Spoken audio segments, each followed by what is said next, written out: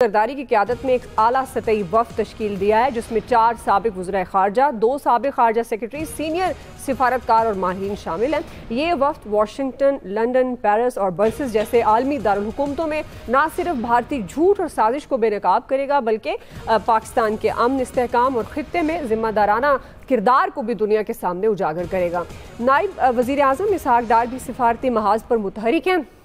3 रोज़ा दौरे पर चीन पहुंच गए हैं जहां उनकी चीन के आला हुकाम से मुलाकातें होंगी। भारत के खिलाफ सिफारती वफ़द की तश्कील पर तहरीक इंसाफ का पारा नाज़रीन हाई दिखाई दे रहा है। सेनेट इजलास में PTI रहनुमा सेनेटर शिबली फराज ने सिफारती वफ़द में अपोजिशन रहनुमाओं को शामिल ना करने पर हुकूमत को शदीद तनकीद का निशाना बनाया और ये कहा है कि हुकूमत ने अपोजिशन को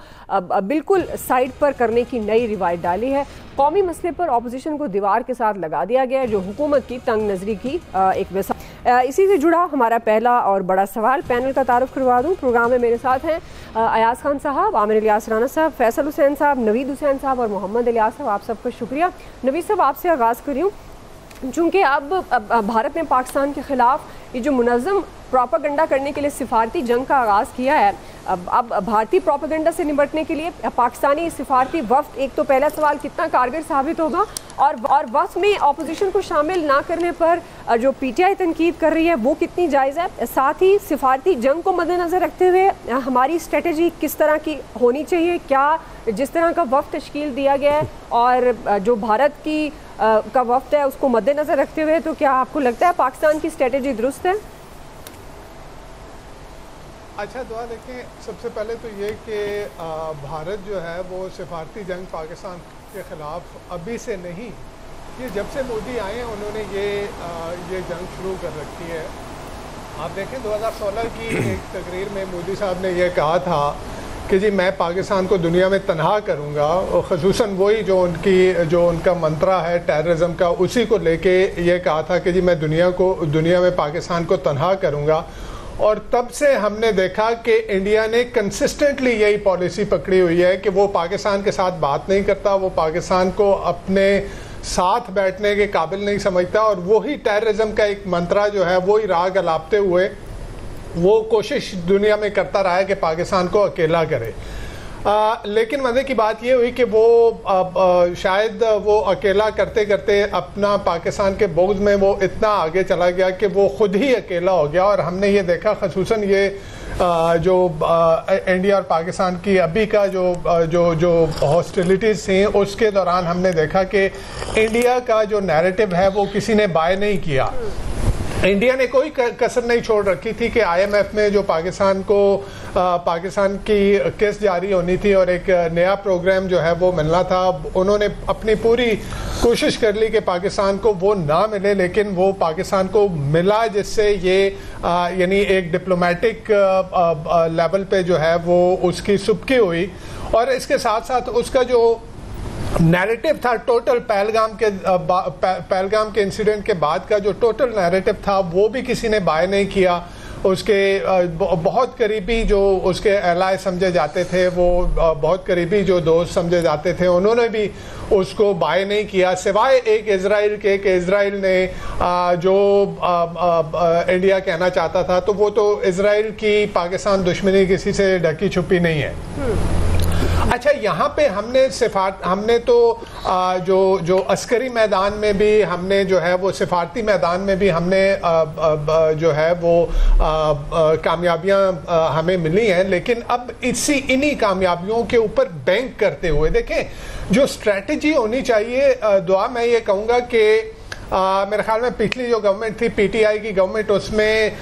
इमरान खान साहब ने एक बड़ा इफेक्टिवली एक नैरेटिव जो है वो बिल्ड किया था कि मोदी को जो है वो रीजन का जो है वो हिटलर बना के पेश किया था। अभी भी दुनिया को ये बावर करवाने की ज़रूरत है कि ये वही मोदी है जिसने जो है वो गुजरात में मुसलमानों का कत्लेआम करवाया, ये वही मोदी है जिसके अमेरिका जाने के ऊपर अमेरिका में दाखिले पर पाबंदी थी, ये वही मोदी है जो कि हिंदुत्व की आइडियोलॉजी जो नज़रिया है उसको लेके चल रहा है। और हिंदुत्व का नज़रिया क्या है,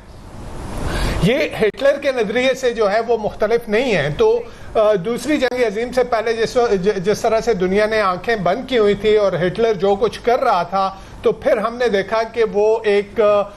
हिटलर एक इफरीत की शक्ल में दुनिया के सामने आया और जो दुनिया में तबाही फैलाई गई। यहाँ पे भी यही मोदी को एक कंसिस्टेंटली जो है उसको बेनकाब करना चाहिए कि वो एक जो है वो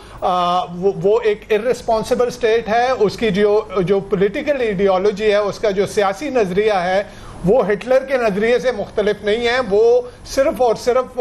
हिंदुओं की बर्तरी के ऊपर जो है वो बिलीव करता है, और वहां पे किस तरह से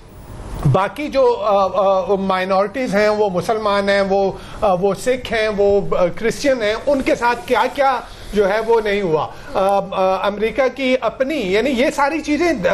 दुनिया को दिखाने की जरूरत है कि अमेरिका का जो मजहबी राइट्स का कमीशन है, उन्होंने इवन सो मच सो के रॉ के ऊपर जो है पाबंदियों की बात की कि वो किस तरह से माइनॉरिटी सिखों का कत्लेआम जो है वो दुनिया के मुख्तलिफ ममालिक में एक रोग एजेंसी बन के वो जो है वो कर रहा है। तो ये मेरे ख्याल में एक एग्रेसिव जो है वो हमें डिप्लोमेसी की यहाँ पे ज़रूरत है, क्योंकि आगे एक बहुत बड़ा चैलेंज और है। ऑल्दो हमने डिप्लोमेटिक लेवल पे हमने जो है वो अस्करी मैदान में हमने इंडिया को जो है वो उस पर बर्तरी हासिल कर ली, लेकिन अभी जो इंडस वाटर ट्रीटी के ऊपर जो इंडिया ने जो उसने स्टेप उठाया है वो बहुत खतरनाक है। और उसके लिए मेरे ख्याल में एग्रेसिव डिप्लोमेसी, और फिर मैं ये भी कहूँगा कि होल ऑफ नेशन की अप्रोच होनी चाहिए। अगर ऑपोजिशन के लोग उसमें शामिल किए जाते तो एक इंप्रेशन बहुत अच्छा जाता कि पूरी कौम जो है वो इस वक्त इंडिया के खिलाफ जो है वो जो है वो यकजा है और यूनिटी में है। इलियास साहब, हिकमत अमली किस तरह से देखते हैं भारतीय प्रोपेगेंडा से निपटने के लिए, और पीटीआई की तनकीद कितनी दुरुस्त है? अपोजिशन को साथ ले लेती गवर्नमेंट, तो इसमें कोई मसला नहीं था, लेकिन ये जो अब एग्रेसिव जो पॉलिसी अपनानी पड़ेगी, इसके लिए सारे पाकिस्तानियों को, हर एक बंदे को, डिप्लोमेट्स को अपनी सतह पर, वुज़रा को अपनी सतह पर इस मसले को हर शहरी की जो पाकिस्तानी, ओवरसीज़ पाकिस्तानी, उनको भी बताना पड़ेगा कि मोदी का क्या है, अक़लीतों के बारे में क्या इनका रवैया होता है और किस तरह उनको मारा। गुजरात का जो वाक़या है सारा, RSS का, ये तमाम चीज़ें जो बतानी पड़ेंगी ताकि लोगों को पता चले। लोगों को वैसे सारा इल्म है कि जंग की जो सारी सूरत हाल है, इसमें बारे में पाकिस्तान पहले भी कर चुका और हर महाज पर इनको भारत को देखना पड़ी, बेसुखी का सामना करना पड़ा। लेकिन अब जो सूरत हाल है, लेकिन अब भी इंशाल्लाह इनको कामयाबी नहीं होगी। इसके बारे में हमें डट के करना चाहिए, अपना महाज बरकरार रखना चाहिए और बताना चाहिए इनकी सारी कि अब जो भारत ने जो अब नई जो है कि इसको ऐसी मुंह की खानी पड़ी है कि वो अपने मुल्क में अपने किसी को दिखा नहीं सकते, अवाम उनके खिलाफ है, तो इतना प्रेशर है उसको, वो अब एक पॉइंट स्कोरिंग के लिए अब ये जंग ख़त्म नहीं, अब जंग दूसरी आ गई है, क्योंकि एक महाज पर अगर उसको नुकसान हुआ तो वो दूसरी तरफ आ गया। तो अब ये पाकिस्तान में खुलेआम ये अपनी दहशतगर्दी की जो पहले की थी उस तरह के आ गया है। दूसरी तरफ दूसरे ममालिक की सरहदों को इस्तेमाल करने के लिए जो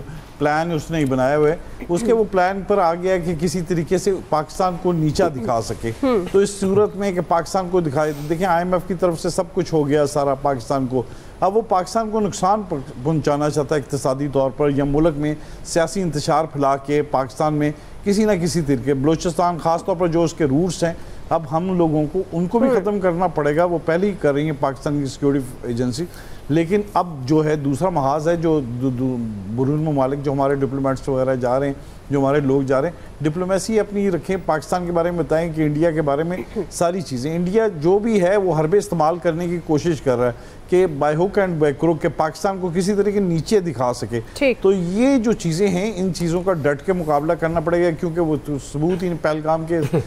अपना बता नहीं सके, सबूत ही उधर नहीं दे सके, तो यहाँ अब ये क्या बताएंगे इधर इनको।